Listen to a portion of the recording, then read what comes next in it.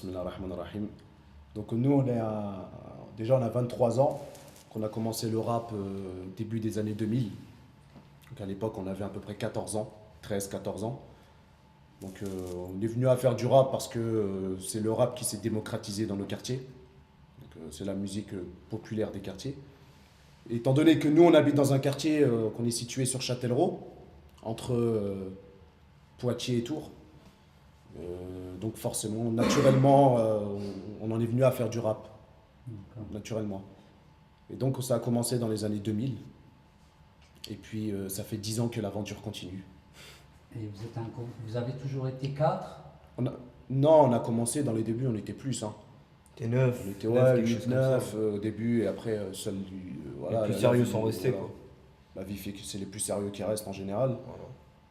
Donc là, vous êtes Quoi qu'il en quatre. soit. Donc maintenant, on est 3. Trois. Trois. On est 3 rappeurs. Après, on a une équipe derrière. On a une équipe, on a notre collectif Unité d'élite, on a un manager, on a un partenariat avec Muslim United. On est toute une équipe derrière, on est suivi. Mais ceux qui sont sur le devant de la scène, on est 3. Il y a donc à moi, Ibrahim, Sofiane et Youssef. On est tous nés à Châtellerault, on est potes d'enfance. Alors, D'accord. on a grandi ensemble, on a fréquenté les mêmes endroits, on a fait nos conneries ensemble. Déjà à la base on écoutait déjà beaucoup de rap. D'accord. On écoutait beaucoup de rap. Et un jour on galérait, tout ça, puis on s'est dit bah faut monter un groupe. Mhm. Ensuite on est parti en studio, puis on a commencé à parler des anciens quoi. Il y avait un groupe de rap dans notre quartier, plus ancien que nous. Big Et up, section voilà, Marais. c'était le. Comment dire, c'était le groupe Le phare, groupe quoi. préférant, quoi. Voilà, le groupe phare de la ville et même de la région. Mhm. Donc il nous a pris sous son aile et il a décidé de nous balancer sur la scène quoi. Puis on a commencé comme ça. C'était plus ghetto. C'était C'est-à-dire? plus on parlait de la rue quoi, ce qui nous arrivait, nos conneries.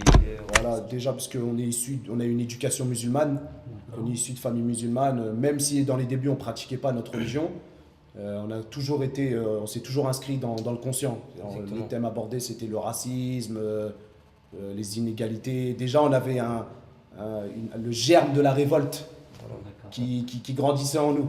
On savait Qui fleurissait. qu'il y avait nos frères et nos sœurs qui écoutaient nos musiques quoi, puis Voilà, qu'on pouvait pas se permettre de. On se reproduisait même sur scène dans les fêtes de quartier, tout ça. Donc parfois il y avait nos grands frères, nos grandes sœurs, tout ça qui assistaient, donc on pouvait pas se permettre de tenir un discours D'accord. parce qu'on écoutait beaucoup de rap quoi. C'est il y a la l'environnement. passion est venue comme ça. Ouais, Il y a l'environnement, certes. donc c'est ça, on écoutait, Bien sûr. etc. Mais il y a aussi baigné après dedans. entre-temps, alhamdoulilah, Allah il nous a guidés à l'islam. C'est-à-dire qu'on s'est mis à pratiquer, enfin, je sais pas si on peut dire guidé à l'islam, en tout cas, il nous a facilité la pratique. Et, euh, et donc, nous, c'est à partir de là qu'on a décidé donc voilà, on passe des ténèbres à la lumière. Hein. Mhm. Ça se fait lentement, mais on passe des ténèbres à la lumière. Et à partir de là, on s'est dit, bon, bah les gars, on va utiliser notre savoir-faire pour, étant donné qu'on a un impact auprès des jeunes, étant donné qu'on est écouté, D'accord. on est assez écouté, donc autant utiliser ce qu'on sait faire pour pouvoir transmettre le message. Maintenant, nous, on n'a jamais prétendu comment dire, on n'a jamais prétendu faire la morale. Mhm. Simplement parler de ce qui nous touche, parler de ce qui nous touche au quotidien, parler des problèmes qui touchent les jeunes, parler des problèmes, ça peut être problème d'alcool, ça peut être, et puis donner notre point de vue sur la situation, voilà. Partager notre point de vue sur les jeunes qui délaissent la prière et donner notre point de vue sur on estime que la gravité de délaisser la prière, donc on va faire un morceau sur ça. Donc ça tourne souvent, c'est souvent axé sur les valeurs de l'islam, comme ça.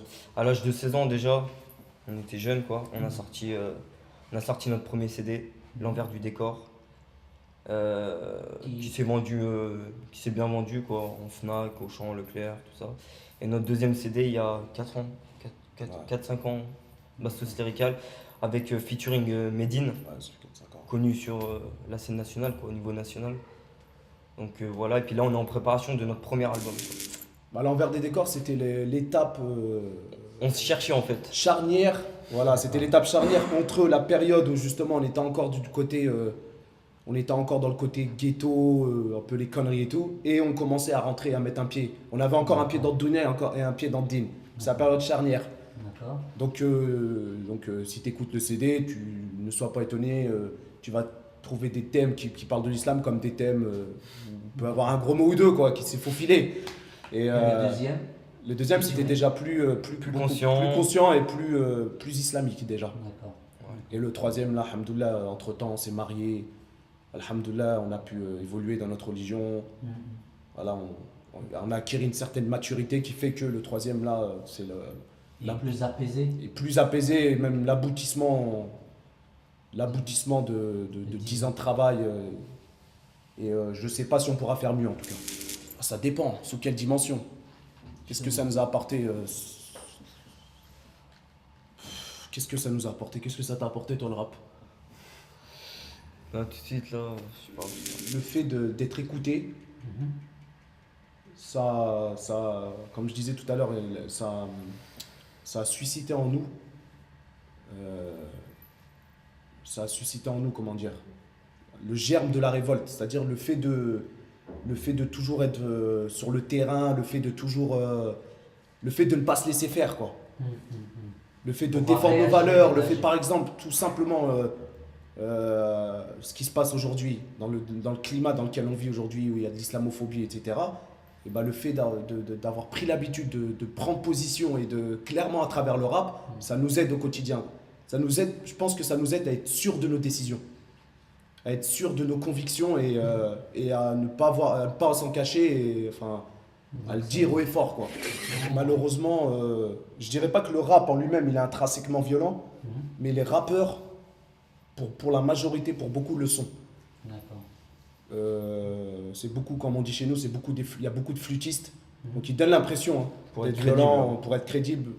Je sais pas, c'est depuis peu là, j'ai remarqué d'ailleurs ça. À l'époque, justement, celui qui était conscient, etc., était crédible. Mais alors, de nos jours, j'ai le sentiment, de nos jours, que plus on est hardcore, plus on est vulgaire, plus on est hardcore vulgaire, donc voilà, on gagne enfin, on gagne en respect auprès des jeunes, malheureusement.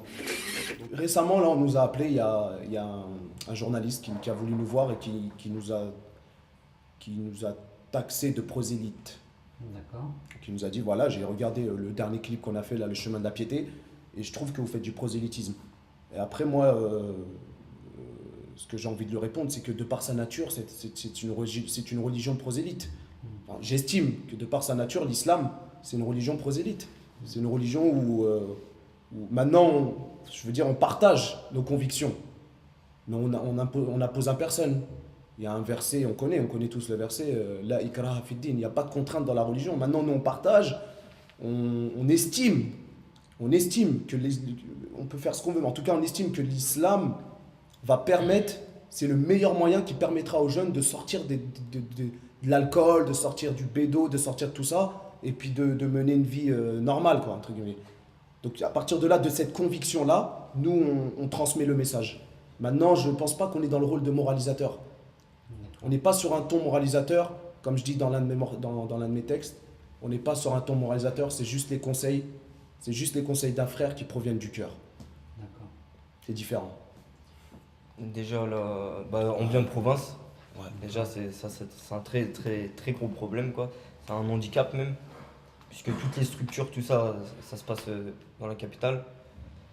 Donc on a eu du mal aussi, on a toujours du mal d'ailleurs pour financer nos albums, tout ça. Donc on essaie de gratter à droite à gauche des subventions. On fait pas de crédit, nous, donc Ouais, voilà. on fait pas de crédit. On essaie de s'en sortir, quoi, avec les moyens du bord. Malheureusement, c'est un milieu qui demande beaucoup d'argent. Et de par nos valeurs islamiques, nous, on ne touche pas à l'argent illicite. Donc voilà, on le fait à la sueur de notre front. Voilà. C'est pas impossible, hein. On essaie de gratter des subventions, on fait à la sueur de notre front. Donc la première difficulté, c'est financièrement parlant. Ça, c'est Voilà, sûr. c'est un choc de génération, hein. Quand on voit nos anciens, voilà. Puis il y a l'idée il y a une idée qui se répand comme quoi islam et musique ne font pas bon ménage. D'accord. Non seulement. Donc il y a déjà du côté de Donc nos parents, beaucoup du d'abord. côté de la communauté musulmane comment dire, qui cautionne pas ce qu'on fait, D'accord. islamiquement parlant déjà. Enfin, les avis sont partagés. Je ne vais pas rentrer dans le détail de ça. Et après, les parents, qu'est-ce que vous faites? Vous faites de la musique, Voilà, et ça va rien vous rappeler. Voilà, c'est n'importe quoi, quoi. Ah, c'est Arrêtez. même pas ça, ce qu'ils entendent, que le rap à la télé, tout ça, il est violent, tout ça. Donc ils savent pas ce que nous on fait dans le rap, quoi. D'accord. Mais Voilà. au-delà de ça, c'est que voilà, le rap, il y a peu de chances d'y arriver avec le rap. Donc forcément, ça crée une frustration auprès de nos parents. Ça crée une frustration, mais bon, avec le temps. Après, ça n'empêche pas, comme on disait dès le début, voilà, à côté, on a on a un travail, etc. C'est une passion, quoi. Mais ça ne nous a pas causé non, de problèmes particuliers au quotidien. Moi, j'avais reçu un mail il y a quoi, il y a 2 ans de ça, quand on s'était marié. On n'était plus trop dans le rap quand on commençait à. Un petit stand-by, quoi. Voilà, un petit stand-by de. Ouais, de combien? 4 ans. Ouais. Pendant 4 ans, on a fait une petite pause comme ça. J'avais reçu un mail d'une fille au Québec, au Canada, je sais plus. Elle m'a envoyé un mail sur son ordinateur, elle m'a écrit. Elle m'a dit je vous écris de mon lit d'hôpital, vos paroles, elles m'aident beaucoup et tout, à nous encourager, quoi, tout ça. Et puis ça m'a touché, quoi. Et après, il y a eu plein. Moi, récemment aussi, j'ai reçu un mail, une fille qui disait, enfin, je sais plus, ouais, c'est une fille, qui disait Mashallah, j'ai les larmes aux yeux quand j'écoute vos paroles, ça fait réfléchir, ça nous aide, des belles paroles, etc. Donc c'est sûr que quand on voit ça, bah, ça nous motive après nous. Au quotidien, ça nous motive parce qu'ils se reconnaissent dans ce qu'on dit. Nos difficultés, ce qu'on vit au quotidien, difficulté à vivre dans un pays non musulman, d'être musulman dans un pays non musulman, etc. Donc ils se reconnaissent et ça les encourage aussi. Le fait de partager ensemble nos convictions, nos frustrations, nos croyances.